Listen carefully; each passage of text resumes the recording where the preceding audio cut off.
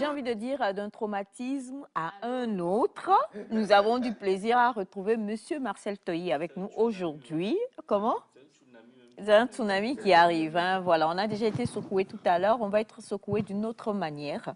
Et je suis sûre que même dans ce qu'il va nous dire, il va nous enseigner certaines choses par rapport à notre invité ou en tout cas à notre thème précédent. Monsieur Marcel, bonjour. Oui, bonjour. Comment vous allez? Très bien. Vous connaissez ces histoires de parachutisme là? Vous en avez déjà entendu lancement parler? de grenades et tout. Oui, bien sûr. Entendu parler. Entendu parler, oui. Entendu parler. Alors, avec vous ce matin, nous allons aller donc à la deuxième partie quand même de notre thème, l'éducation sans violence est-elle possible? C'est une question. Et c'est vrai que la fois dernière, on a tous été secoués, et les parents à la maison beaucoup. Hein, on a eu plusieurs thèmes, plusieurs exemples des gens qui voilà, vivent des choses incredibles chez eux avec leurs jeunes, leurs enfants, leurs adolescents. Et d'autres questions aussi qui sont arrivées pour dire cette éducation dont vous parlez là peut-elle être aussi appliquée au niveau des couples. Mais moi, je tiens à dire qu'on parle quand même de l'éducation de nos enfants et de nos adolescents. Mais peut-être qu'on pourra survoler ça légèrement, je ne sais pas encore. Mais déjà, avec vous, la fois dernière, on a vu comment est-ce qu'on peut établir l'éducation sans violence. Et vous nous avez cité quand même je crois qu'il y avait sept modules. Hein. Est-ce qu'au moins on peut reprendre par là, recitons encore. On a l'extinction des feux. Là, quoi? Le renforcement. Le renforcement. Voilà, le modélage. La technique du message clair. La technique du stimulus. Je crois que c'est... Voilà. C'est ça. Alors, moi, j'ai envie de poser cette question tout de suite. Quel est y a-t-il déjà, ou quel est le bien fondé de cette éducation sans violence sur les enfants? Et y a-t-il un bien fondé même au niveau des parents, ou bien en tout cas de ceux qui l'appliquent? Très bien. Le bien fondé pour l'enfant, c'est que vous l'amenez à deux choses. La première, à avoir confiance en soi. Parce qu'un enfant qui n'a pas confiance en soi, eh bien, il est tout de suite ballotté, entraîné, et il lui est difficile véritablement de prendre certaines responsabilités. Il attend toujours qu'il y ait un adulte derrière qui lui dit « fais ceci, fais ceci ». Le deuxième, c'est que vous amenez l'enfant à se comporter en responsable. C'est-à-dire l'initiation à la responsabilité commence par la mise en confiance et par l'écoute attentive de ce qu'on lui dit de faire ou de ne pas faire, parce que vous avez eu le temps de lui expliquer pourquoi vous devez poser l'acte de telle façon plutôt que de telle autre. Quand vous avez eu le temps de lui expliquer, il a compris le bien fondé. Désormais, il va le faire. C'est vrai, il y aura quelques petites erreurs parce qu'il est dans le processus de socialisation, mais il va quand même le faire sans se comporter en enfant rebelle, parce que, disons, certains des germes de rébellion viennent du fait que on a exercé très tôt la violence sur l'enfant et finalement, il reproduit la même chose quand il sera à un niveau de responsabilité. Et comme tu parlais de l'incidence sur les parents, c'est parce que les parents, certains d'entre eux, eh bien, reproduisent ce qu'ils ont vu et ce qu'on a pratiqué devant eux. Puisqu'ils apprennent par imitation, ils ont appris par imitation, ils ont appris par observation. Qu'est-ce qu'ils ont observé quand ils étaient à la maison avec leurs parents? Donc, leurs parents ne leur ont jamais dit, ça, ce n'est pas mauvais. Ou bien ça, c'est mauvais, n'est-ce pas? Et donc, ils ont mis ça dans leur subconscient et au moment venu, ils ont reproduit le modèle. Ok. Mais on a des parents qui disent on m'a trop frappé, ce qu'on m'a fait, je ne le referai pas avec mes enfants, et qui ne le font pas, mais malgré cela, l'éducation semble être ratée. Oui, disons, ça semble être raté parce qu'il y a d'autres, disons, d'autres adjuvants, on va les appeler comme ça, qu'il fallait ajouter pour que ça ne soit pas raté. Voilà. Et quand on dit raté, c'est sur plusieurs plans. Hein. Ça peut être une incidence sur sa réussite scolaire, par exemple. Là, c'est raté aussi au niveau de l'école. Et ça peut être aussi son attitude, son comportement dans la société qui peut aussi être un raté. Donc, le raté, là, ce n'est pas seulement au niveau des valeurs, c'est aussi au niveau, disons, de sa réussite scolaire et finalement de sa réussite sociale, puisque c'est les deux qui permettent à quelqu'un de réussir très bien dans la société. OK. Donc, la réussite scolaire et aussi la réussite sociale. Voilà, il faut tes scolaires, tes compétences dans les matières te permettent de réussir scolairement. Maintenant, tes valeurs te permettent de vivre, disons, de démontrer que le vivre ensemble, tu l'as véritablement appris. C'est les deux qui vont ensemble. C'est pour ça que je vous ai donné un exemple pour dire que quand un élève excelle très bien, il a tapé les 18, les 19, on met sur son bulletin élève excellent. Mais au niveau des valeurs, en fin d'année, on écrit sur son bulletin élève excellent, mais exclu pour indiscipline. Donc, un élément, un maillon a sauté. Et donc, il est un enfant bancal en réalité. Tchaï. Ouais. Tanguy. C'est pour ça que pour que le profil de sortie de l'enfant soit un profil profitable pour la société, pour l'enfant lui-même, on a le programme. C'est le programme qui façonne en fait. Voilà, le programme d'éducation civique et morale, le programme dans les matières, dans les disciplines. C'est les deux qui façonnent l'enfant pour qu'il ait un bon profil de sortie. S'il y a un manquement là-bas, vous allez constater les répercussions à court, à moyen et à long terme. Je vous donne un exemple très pratique. Vous avez vu, le Togo a traversé une longue crise au cours de laquelle on n'enseignait plus l'éducation civique et morale à l'école. Cette génération, c'est elle qui est devenue les adultes aujourd'hui. Et moins de choses, on casse, on ne respecte pas. Vous voyez? Je vous donne un exemple. Au temps d'une crise des enseignants, qu'est-ce qui s'est passé? Le directeur régional de l'éducation, je préfère garder l'anonymat, a convoqué tous les enseignants. Le directeur régional rentre dans la salle, aucun d'entre eux ne s'est levé. C'est la génération là, ça. Vous ne respectez pas le monsieur parce qu'il est le papa, l'enfant de X. Vous le respectez parce qu'il incarne une autorité. Oui. Et donc, c'est pour ça qu'on dit aux élèves, quand vous voyez, vous êtes tous majors, vous portez la même tenue. Vous êtes dans une classe, vous portez la même tenue, mais le major, il est l'incarnation d'une autorité. Et donc, vous lui devez du respect. Parce que si vous lui manquez du respect, vous avez manqué du respect au chef d'établissement. Et par ce touchement, à l'inspecteur, jusqu'à remonter à un niveau plus élevé. C'est ça. Et donc, c'est pour ça que quand il ne suffit pas seulement, par exemple, de procéder à l'élection du major, par exemple, dans une classe, mais il faut faire toute une éducation autour de ce que symbolise ce que l'enfant porte. Non, oui, non, mais ça, c'est clair. Il est major, mais quand même. Ouais.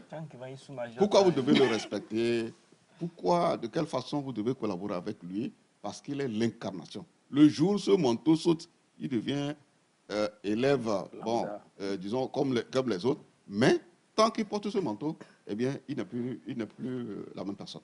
Il est une personnalité en miniature, mais en classe.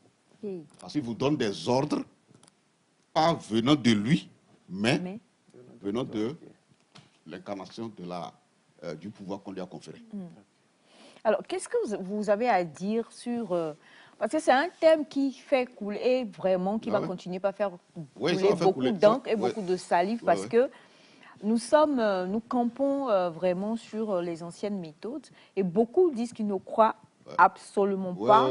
Non, c'est pas surprenant. C'est pas surprenant parce que, vous voyez, quand nous allons pour faire des formations, que ce soit aux enseignants, que ce soit aux parents, nous faisons ce qu'on appelle le test diagnostique. Donc, qui sont ceux qui ne croient pas? Ils peuvent être 50. Hein. Sur 50, disons 49 vont vous dire qu'ils ne croient pas. Donc, ils rejoignent le rang de ceux qui ont témoigné là. Et à peine une seule personne, comme toi, tu as levé le doigt là, mais tu es pessimiste. C'est-à-dire tu crois avec doute. Pas de problème. On met les statistiques sur le tableau et on commence les démonstrations, preuves à l'appui. À la fin, on fait les tests. Les 49 là, même voire les 50, ils rejoignent le rang de ceux qui ont cru. Ça signifie quoi? Ça signifie que Tant que la personne n'a pas été formée, tant qu'on ne lui a pas montré les voies de contournement, c'est ça qu'on appelle les méthodes d'éducation non violente. Tant qu'on ne lui a pas montré ça, c'est normal qu'il reproduise ce qu'il savait faire. Et il le fera dans l'ignorance. Mais on allait former des enseignants dans un coin du Togo.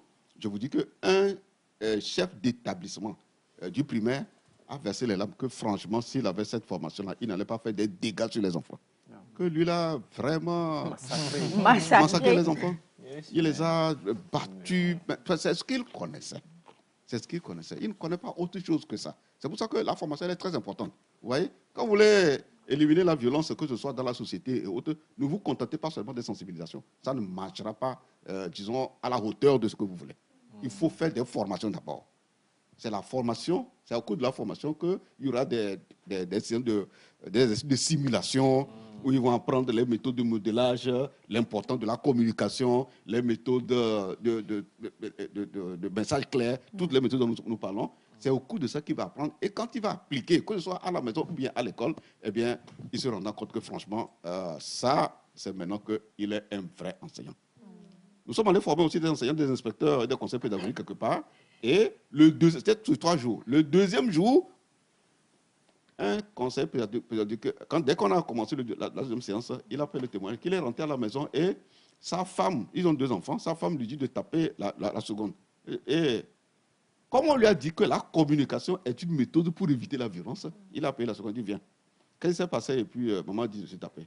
Il dit papa, nous sommes à la maison et puis c'est samedi et maman se lève et Adèle va m'écraser ceci, va m'acheter tant. L'autre, on ne lui demande aucune tâche. Maman ne lui demande aucune tâche. C'est celle-là qu'on fait trimballer. À un moment donné, elle est fatiguée. Elle dit que non, elle ne va plus faire la prochaine tâche. Vous voyez? Donc ça veut dire quoi? La maman devait être formée sur la répartition égalité des tâches à la maison. Ça là aussi, c'est violence. Ça, c'est violence.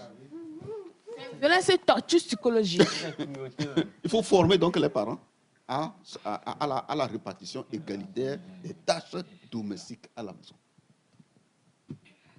Elle n'a pas été formée. Si le parent en question, l'inspecteur, n'avait pas été formé sur l'importance de la communication pour éviter la violence, aveuglement, il allait taper. Et c'est après qu'il se rendra compte que il a fait du tort à l'enfant. Vous voyez, finalement, c'est l'enfant qui a raison, ce n'est plus là, c'est pas la maman. Bon, alors, dans ce genre de contexte, comment on règle ça? Parce que la maman, c'est comme saper son autorité. Non, vous n'allez pas faire le reproche devant la maman. C'est ça qu'il faut faire. Il y a des reproches qu'il faut pas. Voilà, tu appelles, comme c'est toi le parquet a constaté, tu l'appelles. Ah, nous sommes allés apprendre quelque chose vraiment d'innovant. On va essayer ensemble. Vous voyez, l'enfant là, je l'ai appelé de côté, je lui ai posé la question, voilà ce qu'il m'a dit. Et donc, si je l'avais tapé, vous voyez que c'est toi qui l'as fait. Mais ne le dis pas devant l'enfant. Oui.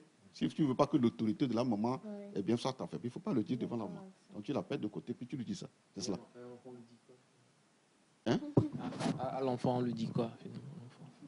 Non, l'enfant constate qu'on ne l'a pas tapé. Non, il a refusé d'obéir à sa maman aussi. On doit lui dire quelque chose par rapport à ça. Mais pas devant la maman. Voilà. Ok, ce qu'il faut lui dire, c'était ce qu'on dit aux militaires dans le camp, là. Exécution avant réclamation, là. C'est ça qu'il faut lui dire. Oui, c'est vrai, maman t'a demandé de faire ceci, de faire ceci. Tu gardes ta patience et tu le fais. Et après, quand je viendrai, tu me rendras compte. Mais du coup, l'enfant a quand même vécu la violence. Oui, il a vécu. Oui, bien sûr. Il a vécu. Mais à partir de là, ça a permis de corriger quelque chose. Alors, il y a un fait que j'ai vécu hier, que je voulais justement partager avec vous. Monsieur Ama a souligné ça plusieurs fois ici. C'est sur la voie, bon, je ne vais pas dire nationale, mais quand vous venez la plage, la Fontana, voilà, cette voie-là, vous savez qu'il y a beaucoup d'enfants de rue qui viennent souvent pour... donc, il y a un fait qui a été... il y a un enfant qui est venu sur une voiture et puis une dame qui était devant dit il ne faut pas, voilà, et tout ça, et c'est vous, ça, les voleurs, là, c'est ce que vous faites pour voler, et, autres, et tout ça. Donc, le chauffeur aussi a réagi, a dit, il ne fait pas. Et puis, l'enfant a quitté pour aller vers une autre voiture. Et quand l'enfant est allé vers une autre voiture, la dame a continué par invectiver l'enfant, et en disant, c'est tout, vous, là, vous êtes des voleurs, et autres, c'est comme ça que vous faites pour voler, et tout ça. Donc, du coup, l'autre voiture aussi, le chauffeur de l'autre voiture, a réagi aussi, négativement. Et donc, l'enfant a voulu, puisque ce sont des voitures qui sont, voilà, l'enfant a voulu passer pour aller vers une autre voiture. Et la dame dans la voiture continuait pas à parler. Et donc, l'enfant s'est arrêté, mais je vous dis un petit, hein, il s'est arrêté et puis il a commencé à, je ne sais pas comment je peux le dire, mais les mots qui sont sortis de la bouche de cet enfant, il a ramassé la dame comme pas possible, quoi. Il lui a dit des choses terribles. Et ça continue comme ça, et la dame aussi continuait aussi d'invectiver l'enfant. L'enfant aussi lui répondait. Et l'enfant dit, à un moment donné, le chauffeur dit, toi, tu ne peux pas respecter les gens, tu peux... Et l'enfant a augmenté plutôt son degré de... Et il dit, si, il faut sortir, je vais te... Tu vas voir. Mais quand je vous dis, c'est quelqu'un qui sûrement a au plus 9 ans. Alors, dans ce genre de contexte, la ferme m'ayant été exposée, moi j'ai trouvé que, bon, la dame avait tort. Parce qu'elle aurait pu comprendre. Parce que dès qu'elle a dit ça, l'enfant a quitté pour aller ailleurs. Mais c'est parce qu'elle a continué que l'enfant aussi a réagi. Et ça m'a fait rappeler ces enfants qui sont dans des contextes où il n'y a aucun canevas d'éducation. Est-ce qu'on peut appliquer ce genre de procédé à ce genre d'enfants? Avant d'arriver à la réponse à ta question, il faut, à l'analyse, hein, ces enfants-là, c'est des enfants qui subissent une double violence. La première violence, c'est la négligence. Oui, la première violence, c'est la négligence. Et donc, c'est cette négligence qui les amène. Ok. Ouais, parce que si tu as des enfants, tu as des parents responsables, eh bien, tu ne peux pas laisser ton enfant aller faire ce travail. Sa place n'est pas dans la rue, la place est à l'école ou même dans un centre de formation. Maintenant, est-ce qu'il y a des structures pour récupérer ces enfants? C'est beaucoup plus de structures privées. Ce qu'il y a que des enfants vulnérables. Vous voyez? Voilà. Donc ça veut dire que la responsabilité de l'État est engagée là-bas. On doit faire en sorte que, oui, on doit faire en sorte que aucun enfant ne soit un enfant de rue, à travers les ministères en charge de l'action sociale. Oui, c'est cela. On doit faire en sorte que ce soit ainsi. La preuve, si vous avez la chance d'aller en Europe comme nous, on a eu la chance d'aller là, vous ne verrez pas des enfants de rue là. Non. Donc c'est en Afrique. Je ne parle pas du cas du Togo seul. Voilà, c'est en Afrique qu'on constate. Voilà. Donc c'est des enfants qui ont subi des violences. Maintenant, pour qu'on puisse appliquer cela à ces enfants, il faut qu'ils soient dans un cadre familial. Il faut que ces enfants-là se retrouvent dans... Oui, il faut que ces enfants se retrouvent dans un cadre familial d'abord, avant qu'on les applique. Qu'ils se retrouvent dans un foyer d'éducation, avant qu'on applique.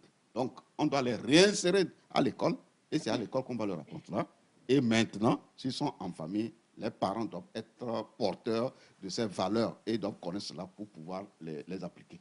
Mais s'ils sont dans la rue et ils vivent dans des taudis, qui va aller leur dire ça?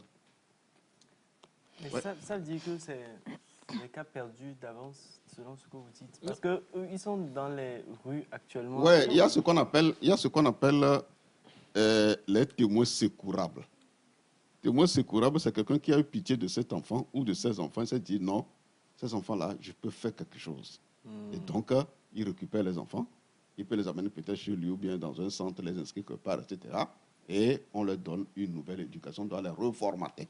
Monsieur Ataï, vous voyez, c'est ça qui sera la chance donc de ces enfants-là. Sinon, s'ils n'ont pas de parents, peut-être que c'est des orphelins, par exemple, de père ou de mère, ou bien leurs parents, c'est des parents, peut-être, excusez-moi, hein, qui sont un peu soulards, donc eux, ils ne s'occupent pas de leurs enfants, etc. Parce qu'on avait donné plusieurs catégories de parents. Des parents violents, par exemple. Oui, des parents dictateurs, mais dictateurs avec violence. Mais ces enfants-là vont fuir la maison. C'est clair. Voilà, donc il y a tout ça. Alors, donc, à la réponse à ta question, si ces enfants ne sont pas réinsérés dans un centre de formation ou bien dans un cadre éducatif, que ce soit en famille ou dans un centre de formation ou dans une structure d'accueil des enfants vulnérables, eh bien, ça va être difficile. Voilà. Et la dame en question, elle a très mal agi et donc elle a besoin d'être rééduquée sur les méthodes d'éducation non violente. Voilà. Bah écoutez, méthode d'éducation non violente, on ne cessera pas d'en parler, hein. Quelqu'un dit que c'est le mot à la mode maintenant, mais est-ce que vraiment on va pouvoir? Je crois que oui.